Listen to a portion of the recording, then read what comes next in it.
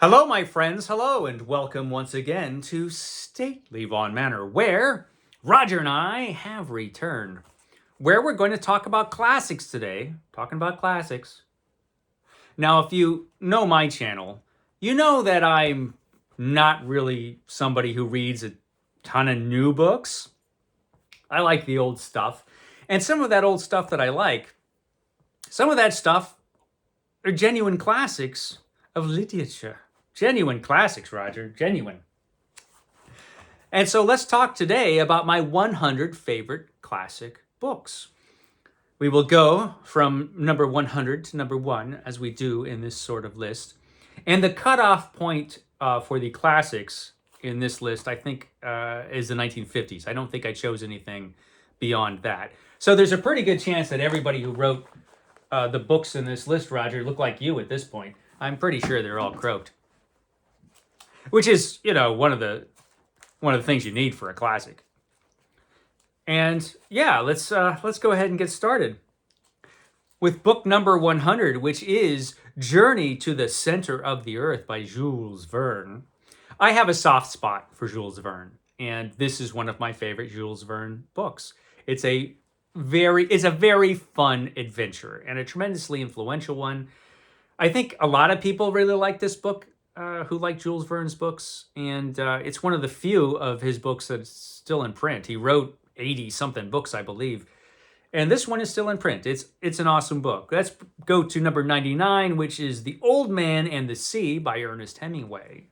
Yes, it's an Ernest Hemingway book, and I know Ernest Hemingway is tremendously unfashionable nowadays. It's the thing nowadays to dislike Hemingway, but I do like some of Hemingway's books, and this is one of his books that I like. I like this one a lot, actually. It's a really good book.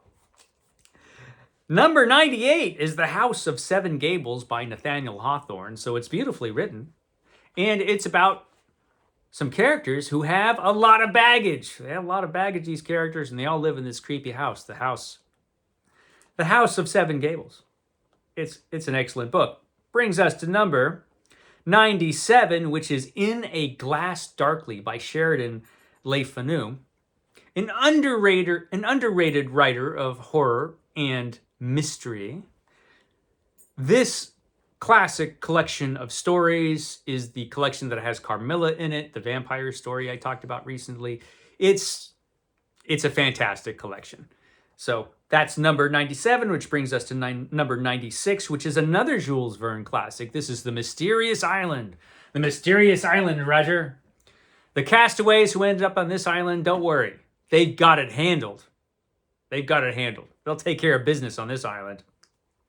Which brings us to number 95, which is Great Expectations by Charles Dickens. Excellent Charles Dickens novel. I liked it the first time I read it, and then I thought about it a while, and I realized it was probably a better book than I thought it was when I first read it. It's one of those books which kind of lingered in my mind, and I thought about it an awful lot. And it's just an excellent book. And so that's why it's on this list at number 95, which brings us to number 94, which is Bullfinch's Mythology. This has all 3 volumes of Bullfinch's Mythology in it. You can get this volume from numerous publishers now, I think. I think it's all in the public domain. And it's an excellent book, just an excellent book of mythology, very influential book, and fascinating reading, which brings us to number 93, which is The Last Man by Mary Shelley. The first time I read this book, I had some issues with it because it does have some problems in the way it tells the story. But this book lingered in my mind after I finished reading it in a way that no other book, I think, has. I thought about this book because there are scenes in this book that are just tremendously powerful. It's a very hopeless book, actually, and another really courageous book for Mary Shelley to write, being that it is a book about a worldwide pandemic and, the fall of society and all that. It's fascinating. So yeah, it makes it on this list, and it is one that I'm anxious to revisit. Which brings us to number 92, which is Gladiator by Philip Wiley. This is kind of a cheat because this book does lack one of those things that makes a classic, I think, which is a degree of fame, which this book really doesn't have, but it should. There should be a Penguin Classics version of this book. There should be an Oxford's Classic version of this book because it is an incredibly influential book. The character Superman probably would not exist without this book. When Superman first showed up on the scene, Superman had the exact same powers as the main character in this book. This book is about a man who has to live with superpowers, and it was written in 1930, I believe, if I'm remembering right. And just tremendously influential. Certainly, not just the creators of Superman read this book, but also Stan Lee clearly read this book. And so it's actually been a very influential book, and it's fascinating in its own right. It's just a really good story. So that's why it makes it on this list at number 92, which brings us to number 91, The Red Badge of Courage by Stephen Crane, which is a very famous war novel, one of the most famous war novels probably, and it deserves it because it's just a tremendous story. It's a great story, The Red Badge of Courage. You should read it because it's fantastic. Which brings us to number 90, Planet of the Apes by Pierre Boulle. So not the best book on this list, but it is a book I have a lot of affection for. It's one of the first books that I ever read, and I read it just because I had seen the movie. And I was surprised at how different it was from the film. This is, I think, the first time I ever realized how different books and movies based on those books could be.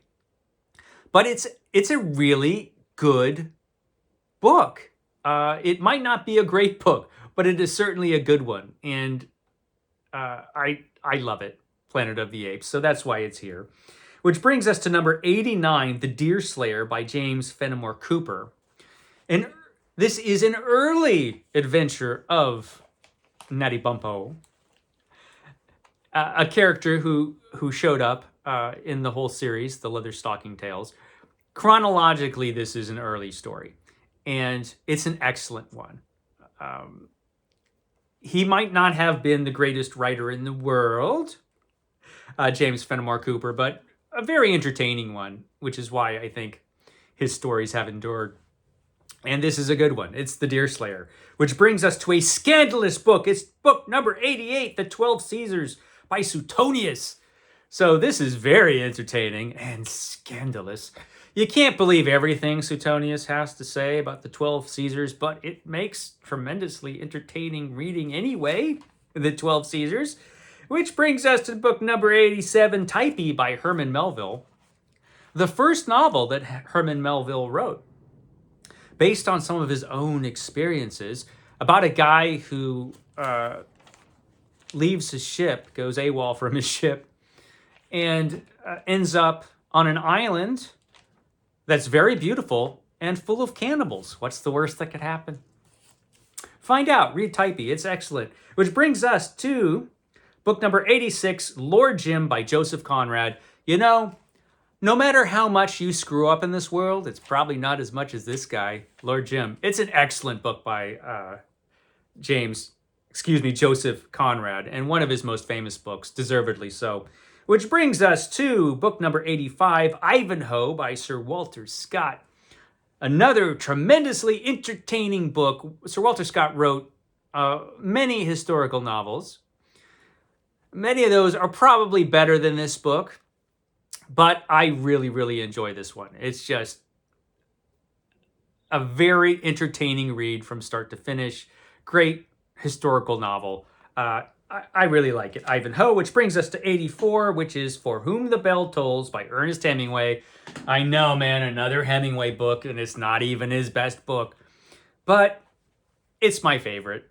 It's my favorite book that he wrote. I really like this one. What can I say? I really like it. Which brings us to book number 83, The Aeneid by Virgil. It's an epic poem, very much inspired by Homer, but it's a Roman version, and it's really, really good. This is a great book. Actually, I highly recommend this one. Doesn't seem to be read as much as Homer, probably deservedly so, but it's up there. It's great. So yeah, The Aeneid, which brings us to number 82, Jane Eyre. Jane Eyre by Charlotte Bronte. Great book, man. This book is great. And a great character. Questionable taste in men, though. I mean, Roger, there are men who have skeletons in their closet, or mummies in their closet, as the case may be. But damn, Jane, this guy, wow, great book. You should read that book. Which brings us to Crime and Punishment, number 81, Fyodor Dostoevsky. Raskolnikov, it was you. It was you the whole time. This guy commits a very great crime and has to live with it, which he has a problem with. He has some trouble. Great book, man. Great book. Couldn't put it down. Crime and Punishment. There you go. Which brings us to number 80, The Haunting of Hill House by Shirley Jackson, which I think was published in 1959, so it's kind of pushing it.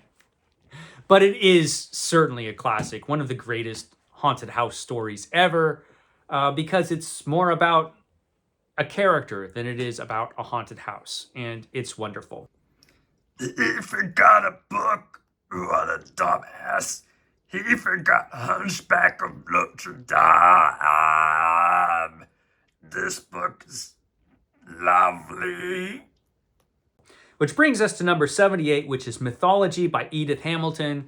This is probably the one good thing I remember about high school was I discovered this book. And what a fun book, and what a great way to be introduced to these stories, these stories from Greek mythology and Norse mythology in here as well.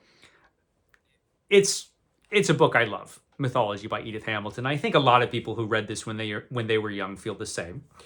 Which brings us to number 77, The Beautiful and the Damned by F. Scott Fitzgerald, a writer I like a lot. What is better, Roger?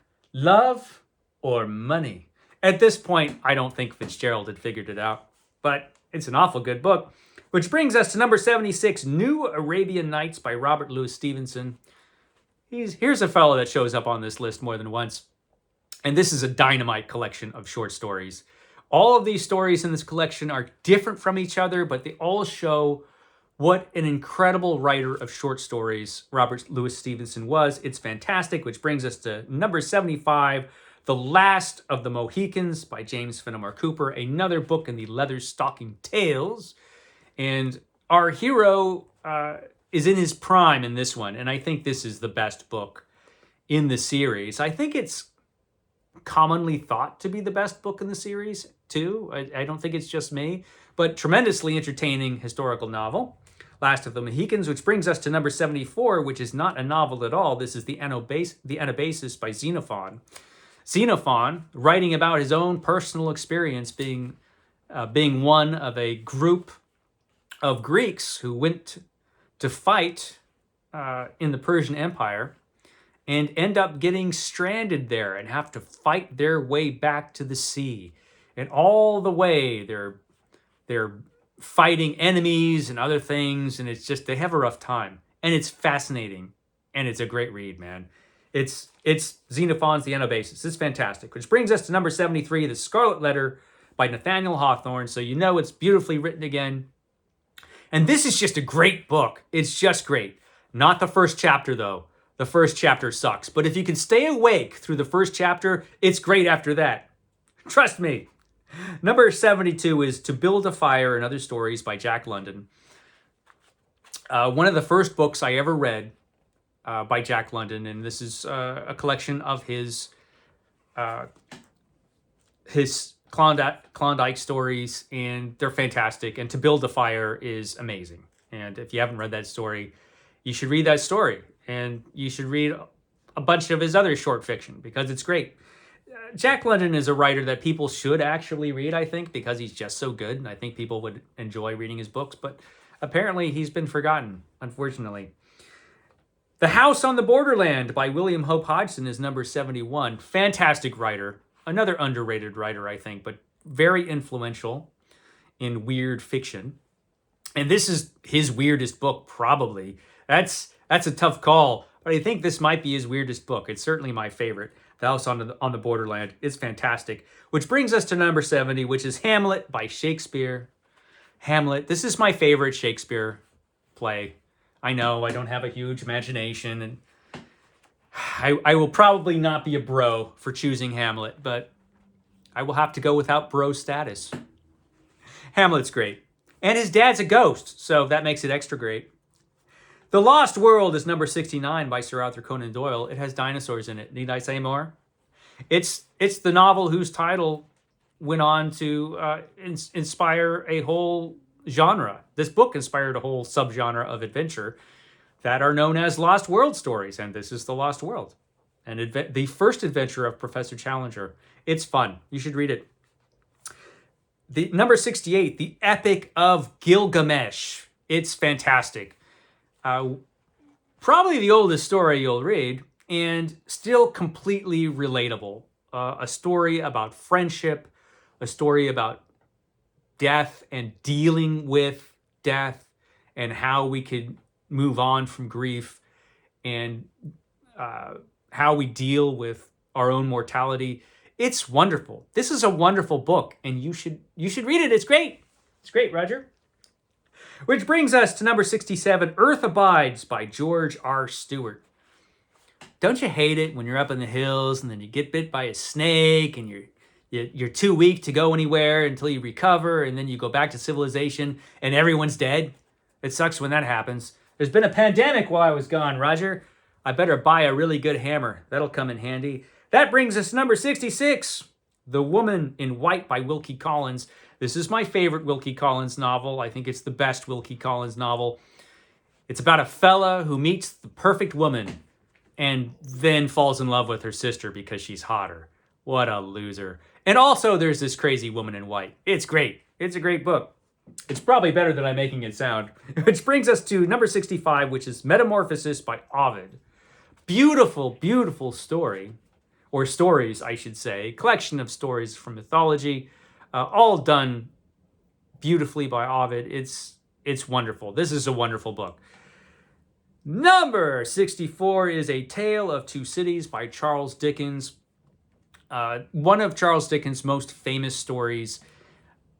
One of his most readable and exciting stories, probably. It's great. Another great Charles Dickens book.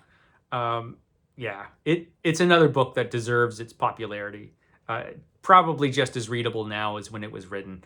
I highly recommend it. Which brings us to number 63, Dracula's Guest by Bram Stoker. So this is a collection of short stories by Bram Stoker, and it's a fantastic collection of short stories. Great horror stories in this volume from Bram Stoker. For too long, this was stupidly out of print. But I think Penguin still has an edition of this in print. Thankfully, it's a great book. Which brings us to number 62, Tender is the Night by F. Scott Fitzgerald. You know, Roger, love and relationships, they're tough. They're even tougher when your name is Dick Diver. Okay, let's go to number 61, Wuthering Heights. Wuthering Heights by Emily Bronte. Now, this is a masterpiece, no question. Brilliant, brilliant book about a bunch of terrible people. There are a lot of terrible people in this book, Roger. I don't think I liked any of them, but the book was so good, it didn't matter how horrible everybody was. It was just that good. Which brings us to number 60, Appointment in Samara by John O'Hara. This probably isn't John O'Hara's best book, but it is my personal favorite. I think it's excellent. All about a guy who just ruins his life. He just ruins his whole life, and it's kind of like a terrible accident that you can't look away from. And it's great. Which brings us to number 59, Allan Quatermain by H. Rider Haggard. So this is the second book that H. Rider Haggard wrote about Allan Quatermain. Chronologically, it's the last story in the Allan Quatermain series, but then he went back and had to write a bunch of other stories that took place before this one. It's excellent. It's sort of a direct sequel to King Solomon's Mines, but it's a great book, and I highly recommend it. Which brings us to number 58, I, Claudius by Robert Graves, one of the best historical novels you'll ever read in your life. Trust me, it's an incredible book. I would include Claudius the God along with this because together they make one story basically. And yeah, if you've never read this, go read this, man. It's fantastic. Which brings us to number 57, The Call of the Wild by Jack London, the best dog story ever. It's the best dog story ever. Need I say more? Which brings us to number 56, The Picture of Dorian Gray by Oscar Wilde, about naughty, naughty Dorian. What a naughty boy he is. He's so naughty, Roger, that he has to have a picture that he keeps locked away, which shows how naughty he is. He keeps looking more and more like Roger all the time, the worse he gets. It's a great horror novel. I think it's very much a horror novel. And man, Oscar Wilde could write. Which brings us to number 55, another guy that could really write. This is Herman Melville's Moby Dick, which is more than just an adventure story. This is a book where Herman Melville recreates an entire lost world, really. Talking about lost worlds, the lost world of whalers. And so you don't just have the adventure story, you have chapters about everything else in the world relating to whales and weird chapters about goofy philosophy that don't seem to make any sense. And the whole thing together just creates an entire world. And it's a fascinating book. I think if you're a younger reader, maybe it could be hard. Maybe it could be hard going, but I loved it, really. And I read it twice. I probably will read it again. 54 is The Caves of Steel by Isaac Asimov. Now, this is not Isaac Asimov's best book, probably not by a long shot, but it is my favorite. It is my favorite. I like the series, and this is, I think, tremendously entertaining, and I just have a soft spot for it. I love it. Which brings me to number 53, which is Twice Told Tales by Nathaniel Hawthorne. Now, Hawthorne was a guy that could write short fiction. And his short tales and sketches, they're amazing, and nobody reads them. Nobody reads them anymore, which is, I don't know what to think of that. This book is an incredible book, and I don't think you can read this book and remain unmoved by the stories. They're incredible stories. So yeah, Twice Told Tales, number 53, which brings us to 52, which is The Histories of Polybius. The Histories of Polybius. So, how did Rome rise to become a great empire? How did that happen? Well, Polybius knows all about it, and he'll tell you in this really fascinating and entertaining book. It's actually pretty entertaining. The Histories of Polybius. You should get this book. Penguin does it, Oxford does it. Go read it. Brings us to 51, which is The Prisoner of Zenda by Anthony Hope, which could be the perfect adventure story. It's just tremendously fun and was very popular. So popular that this book kind of created its own subgenre of adventure stories. It's great. It's The Prisoner of Zenda, which brings us to number 50, The Strange Case of Dr. Jekyll and Mr. Hyde by Robert Louis Stevenson. Of course, the saddest thing about this is that we all know exactly what the story is, even if you've never read the story. We all know what it is. But how must it have been when this story first came out and you didn't know the relationship between Dr. Jekyll and Mr. Hyde? It must have blown people's minds. This book is fantastic. Which brings us to number 49, The Maltese Falcon by Dashiell Hammett, one of the greatest detective novels ever written. This is really interesting because we have a detective, but the whole way through, we have no idea what he's thinking. We see his actions. We see what he's doing, but we don't know what's going through his mind, which is unusual if you read a lot of other detective novels. And it's just an excellent story. It's great. Highly recommend this one. 48, David Copperfield by Charles Dickens. This was Dickens, I believe this was Dickens' personal favorite of all of the novels that he wrote. Again, that's completely understandable because this is a great book. It's enthralling. It's a wonderful book. I was sorry when it ended, David Copperfield. Which brings us to number 47, The Phantom of the Opera by Gaston Leroux. I only read this a few years ago for the first time, which is surprising.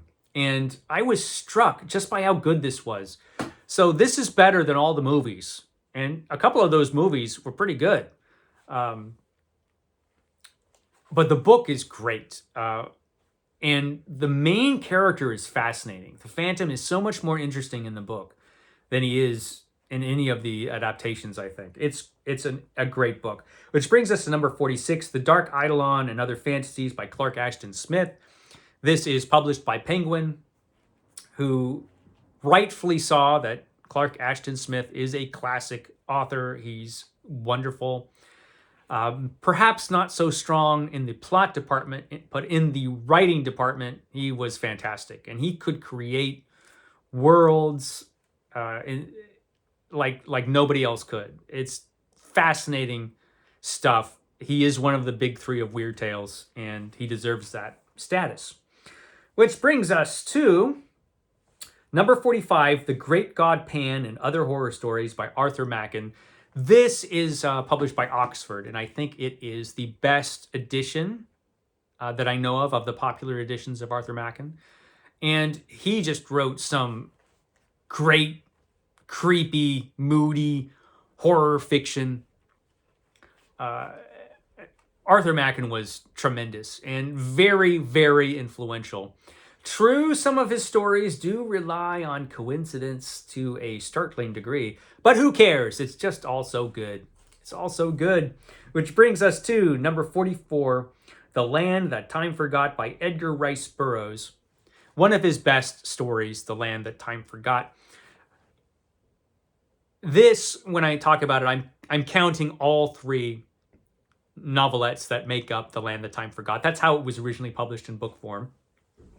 So I do consider it all one book as it was originally published. And it's great, man. It's another Lost World story with dinosaurs. That makes everything better. Dinosaurs make everything better. So yeah, The Land That Time Forgot. Which brings us to number 43, Cicero, Selected Letters. Cicero, one of the most fascinating people from ancient history and from ancient Rome.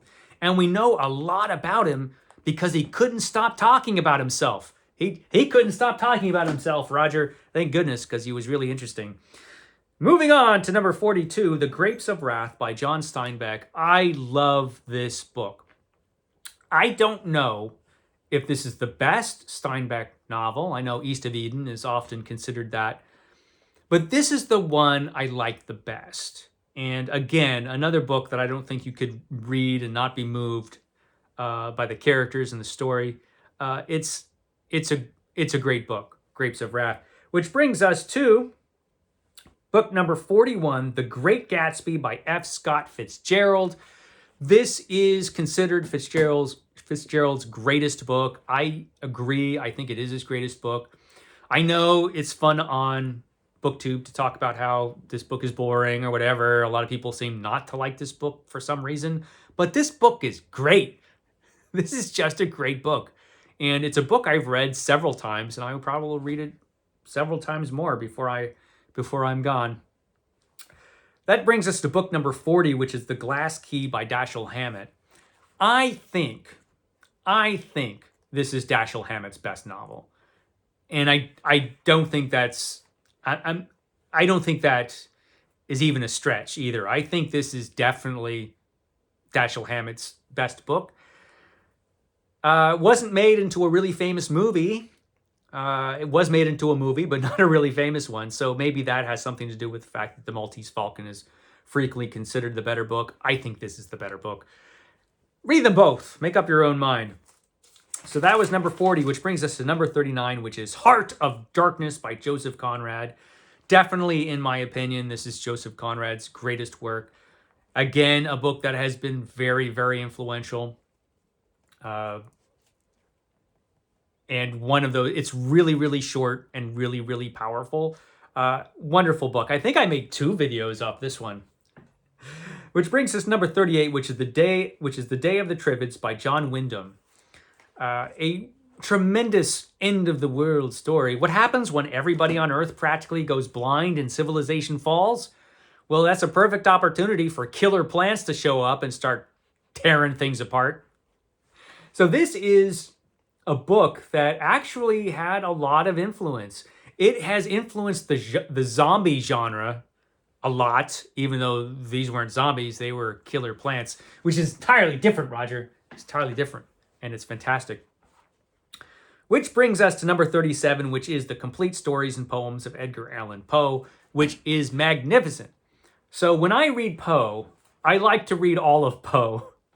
I don't know why, but I definitely love to read the whole of Poe's work. Now, not everything Poe wrote was great, but it's all worth reading. I mean, this guy practically invented the short story. He practically invented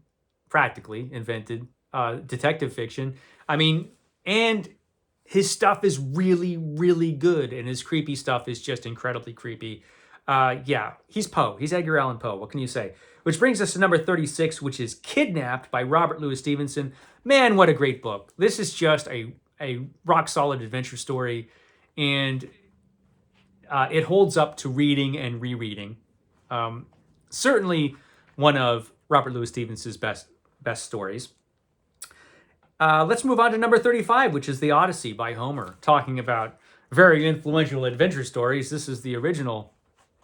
It's an amazing epic poem from Homer. I mean, it's full of monsters and danger and coming home, and things have changed, and it's great. It's an amazing book. Not as good as the Iliad, in my opinion, but it's fantastic. It's The Odyssey, which brings us to number 34, which is Parallel Lives by Plutarch, who has not been well treated by some of our publishers of classics. He wrote the Parallel Lives, where he would take a Roman life and compare it to a Greek life, and he had a whole collection, and Penguin and Oxford and everybody else likes to take out certain lives and just make short little books about certain lives. Read the whole thing. You can still find it in a couple of editions where you get the whole thing, and you can certainly get e-copies of the whole thing. Parallel Lives. It's a brilliant piece of work, and it's fascinating. Okay, number 33 is The Best Ghost Stories of Algernon Blackwood. Algernon Blackwood, one of my favorite writers of horror and scary stuff, ghost stories. He's great. Algernon Blackwood wrote The Willows, wrote The Wendigo. And this particular collection is my favorite collection. There are some other good ones out there. Oxford has a really good one. Penguin has a really good one. But this best of collection, which is published by Dover and has been around forever, is probably my personal favorite out of all of those. And yeah, if you've never read Blackwood, you should. If you're interested in supernatural fiction or horror fiction, certainly. Yeah, don't pass on Blackwood. He's fantastic. Which brings us... Where are we? We're at number 32. The Brothers Karamazov by Fyodor Dostoevsky. This is an incredible novel.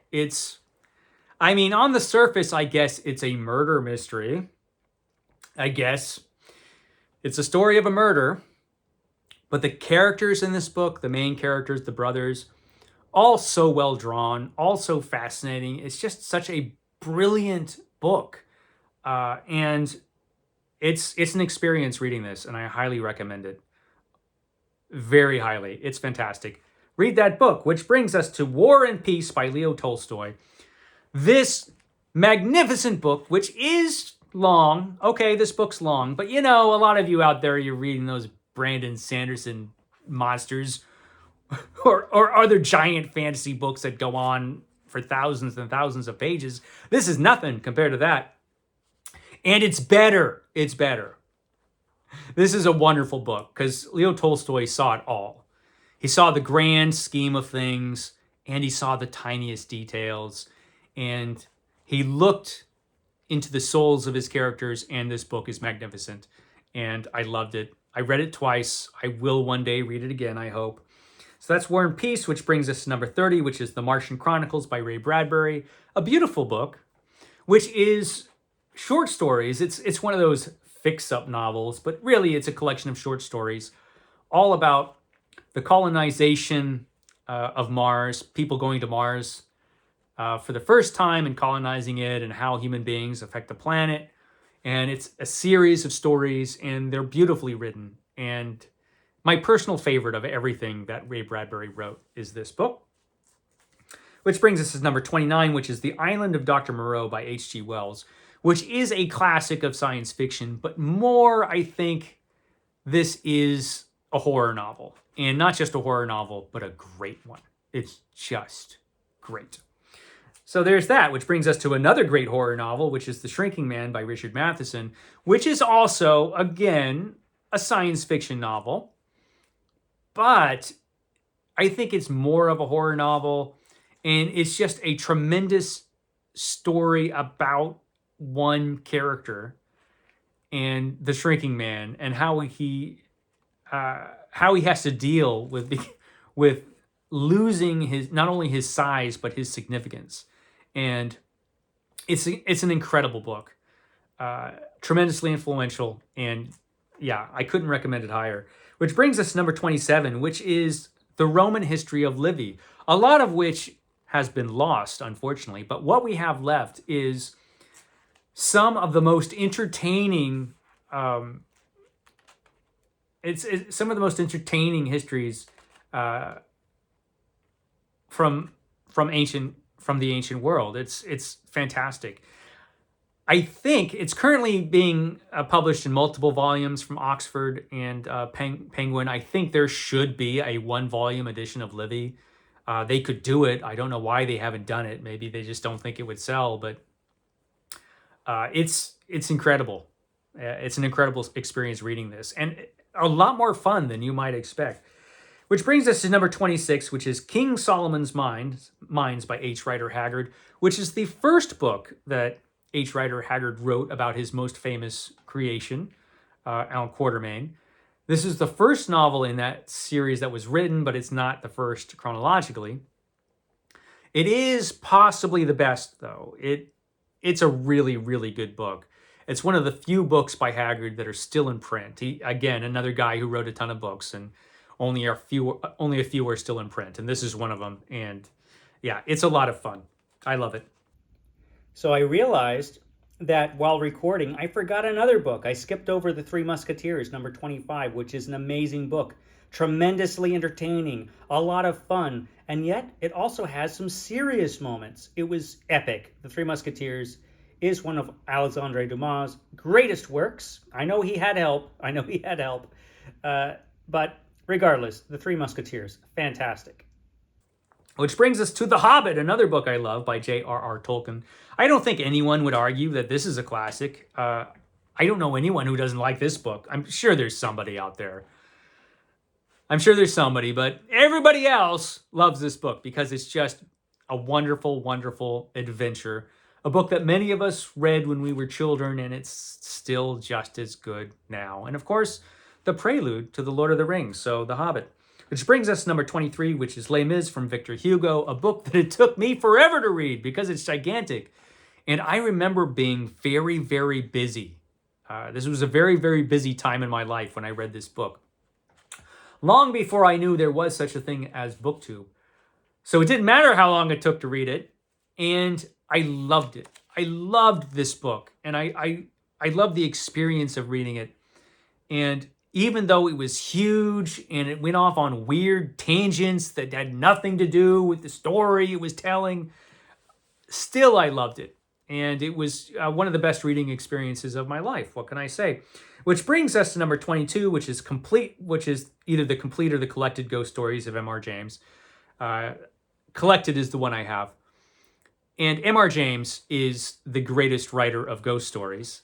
And his ghosts are both creepy and frequently dangerous. I remember when I saw the film The Ring, my first thought was, this is an M.R. James story. It's good stuff, man. It's it's classic good stuff. M.R. James. Which brings us to number 21, 20,000 Leagues Under the Sea by Jules Verne. Jules Verne's most popular novel, probably.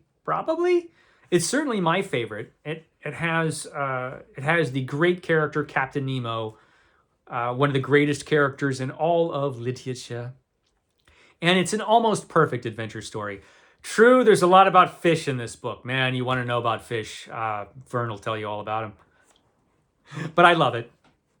20,000 Leagues Under the Sea, which brings us to number 20, another classic adventure story, Treasure Island, Robert Louis Stevenson, who does not spend any time talking about fish.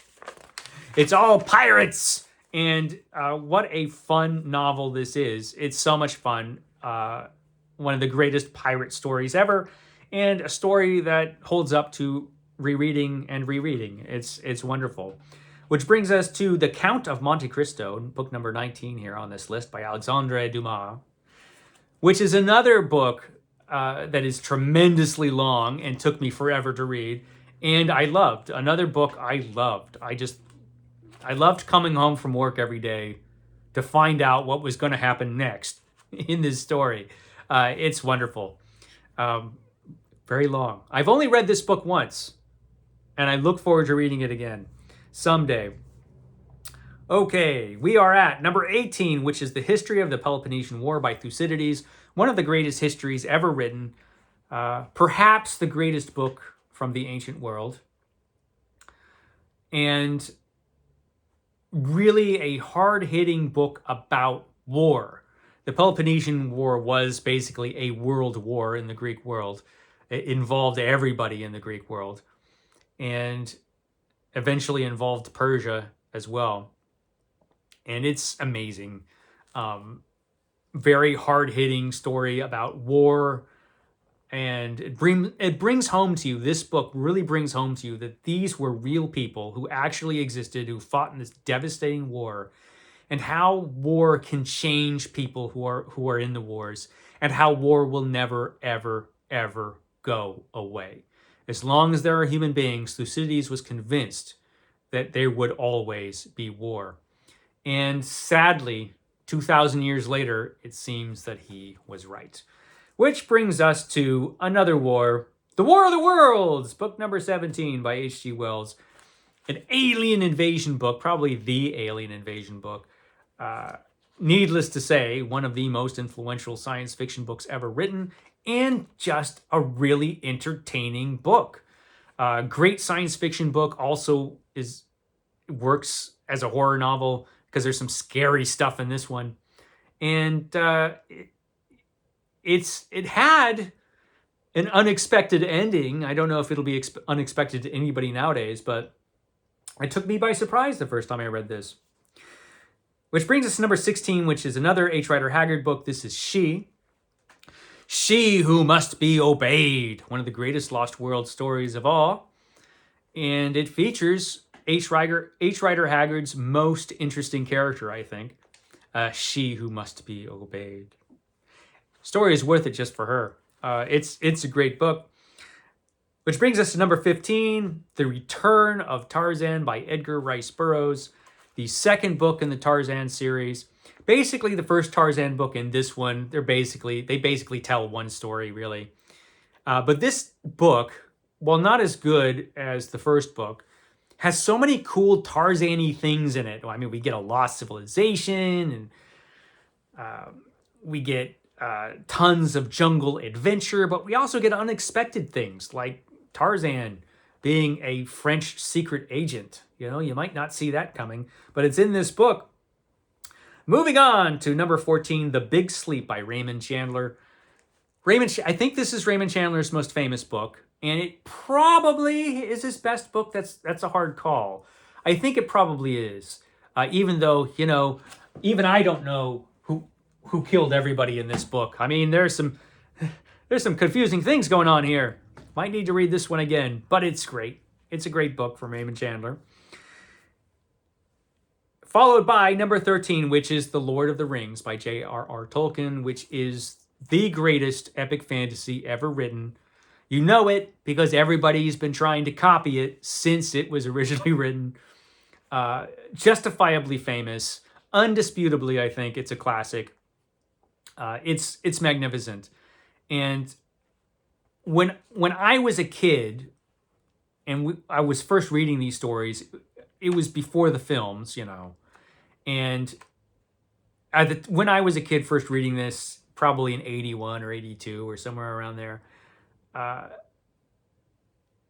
was struck by how much more complex it was than The Hobbit, which I was moving on from The Hobbit to this one, and what a huge story it told, which is no surprise considering how large it is. But just a fascinating fantasy story, at times fun, at times terrifying. There is some scary stuff in Middle Earth. But it tells just such a great story. And he successfully maintains the momentum, I think, on this story all the way through. Not everybody agrees with me, but I think he does.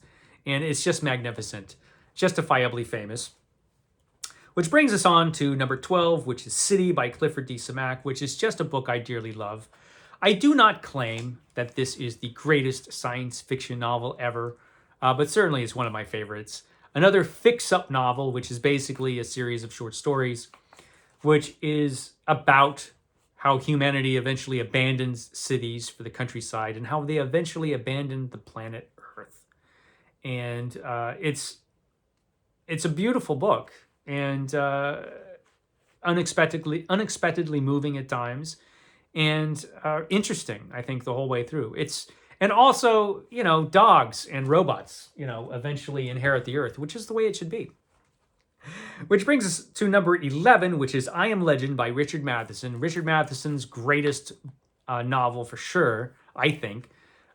It's been made into a bunch of movies that are not nearly as good as the book. And the book's great. Again, tremendously influential. Very influential on the zombie genre, even though this is a book about vampires, not zombies. Vampires and the last man on Earth. And it's fantastic. I mean, I was riveted the first time I read this. I could not put this book down. And there's no higher praise than that, I think, for a book, that you just can't put it down.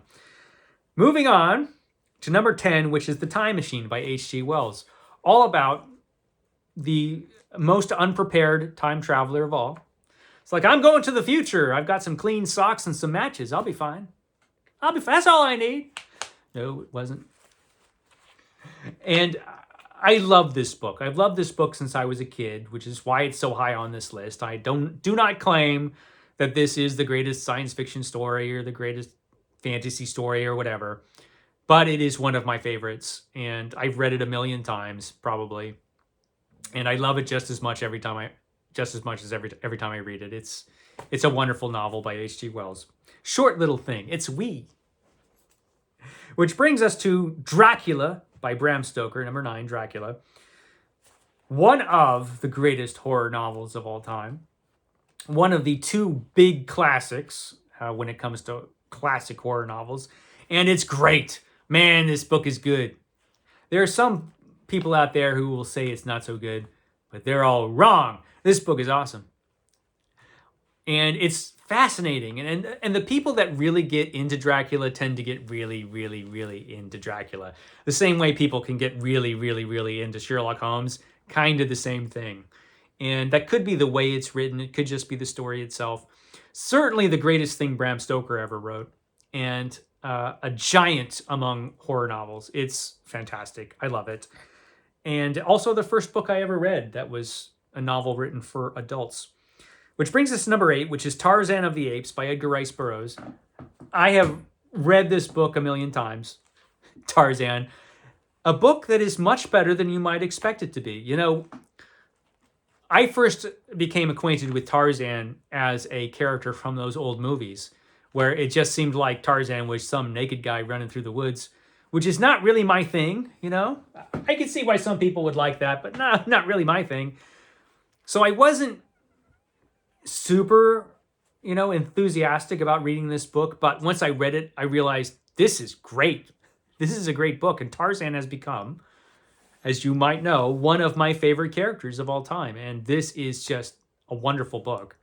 It has its issues. It has its issues, but overall, pretty great. Which brings us to number 7, which is the Iliad by Homer, which you would think might rate a little higher than number 7. But this is my list after all, and it is a magnificent, magnificent achievement. It's wonderful and very, very violent, Roger. Man, this book is violent. And it's incredible. I mean, again, it's a story put together, thousands of years ago that creates a whole world. And when you read it, you are in that world. It's an amazing book. And I've read it probably 3 times. Due for another reread on this one, which I actually will be reading this next year for sure. Which brings us to number 6, which is A Princess of Mars by Edgar Rice Burroughs. This should surprise nobody, since I talk about this book a lot. I would actually include here the first 3 Martian novels. They all pretty much tell one story, so I could probably just put the Martian trilogy here. But certainly I would put the first book, A Princess of Mars, the book that introduced me to Edgar Rice Burroughs and got me into this writer's work. And I reread this book a million times. It's great every time I read it. It's a fantastic book. I love it. That was A Princess of Mars, which brings us to number 5, which is The Complete Sherlock Holmes by Arthur Conan Doyle. When I read Sherlock Holmes, and I love Sherlock Holmes, obviously, I like to read the entire canon. There's not that much of it, actually. I read the whole thing, The Complete Sherlock Holmes. I read the whole thing. And it's wonderful when you read it that way, because you are drawn into this character's world, the world of Sherlock Holmes and Watson, and all of these great adventures. Sherlock Holmes, of course, did not just solve mysteries, he had adventures. And one of the greatest characters of all time, clearly. And these stories are fantastic. And to me, they're even more fantastic when you read them all. Which brings us to number 4, which is Frankenstein by Mary Shelley. One of my favorite books of all time. An incredible book. This book is incredible. Every time I read it, it seems better. And I've read it several times. I've read both versions of the story. There are 2 different versions written at 2 different times that are slightly different. And I've read them both more than once. And I will reread this book again because it's fascinating. Mary Shelley created a masterpiece. And it is not without flaw. Few books are. But it's an amazing story. Different than most of the film versions you will see. There is a version that I haven't seen, that I think that's the one that's due on Netflix later on this week. I will certainly watch that. But the book is amazing. It's amazing. So there's that. Which brings us to number 3, which is H.P. Lovecraft, The Complete Fiction. Again, when I read H.P. Lovecraft, I want to read all of H.P. Lovecraft. It hasn't really been possible since I've been on the 500 book challenge, but that's how I prefer to read Lovecraft, is just to go from the first story to the last story. Because H.P. Lovecraft, in writing his fiction, created an entire world of horror where all of the stories build on the stories that came previously. And yeah, he just creates a universe of ghastliness. It's great stuff. No matter what you might think of the author himself,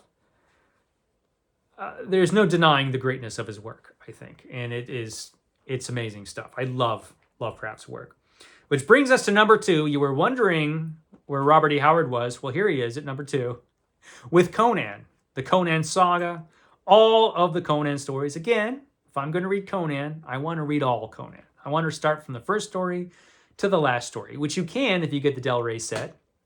And there's a hardcover collection of all the Conan stories that you can get. And I think Robert E. Howard certainly deserves classic status. I could also put some other works of Robert E. Howard here, but I just decided to put Conan here since I think overall the Conan saga is the best thing he did overall. And it's incredible. a series of stories about a character. And over the course of the stories, we learn more and more about this character, and we see a character who changes over time. And it's interesting how it happens, because this is not a series of stories that's told chronologically. It jumps around in his life. But overall, it tells the story of a guy who started from nothing. He was a thief who eventually became the king of a great nation, which is not really something he would have intended, but this is what happened. And he's a fascinating character, Conan. Much more interesting than you might think if you've just, seen the movies or something. It's amazing stuff. Of course, I can't speak highly enough of Robert E. Howard, my favorite writer of all time. But there is one book which I think is better than this, and that is The Histories of Herodotus. This is my favorite book of all time. This is, to my mind, this is the greatest achievement as far as books go ever. This is a monumental achievement, which is obviously a life's work on the part of Herodotus. He traveled all over the Greek and Persian world.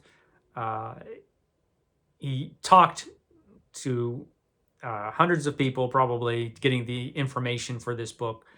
It's not just a book of history. It also has legends and stories and geography, and it talks about different cultures. And it's just a fascinating book. On the face of it, it's a story about the Persian Wars, the wars that Greece and Persia fought against each other, and the Persian invasion of Greece. But it also tells so much more than that. It tells the backstories of pretty much every culture that took part in that war, and a bunch of other stuff besides. It's just fascinating. And it's the book more than any other, I think, that shows you just how important books are as a thing. It shows you how important books are and how important reading is. Because this book is a book that was written thousands of years ago, over 2,000 years ago. And when we read it, it's like Herodotus is speaking right to us. It's an incredible reading experience. He brings his world to life as he knew it, and he puts so much of his own personality in the history. It's fascinating. It's incredibly engaging. It's a book I could read over and over, and I absolutely love it. And that's why it's number one. And I'll shut up now because this has been a long video. Okay, guys, I will catch you next time.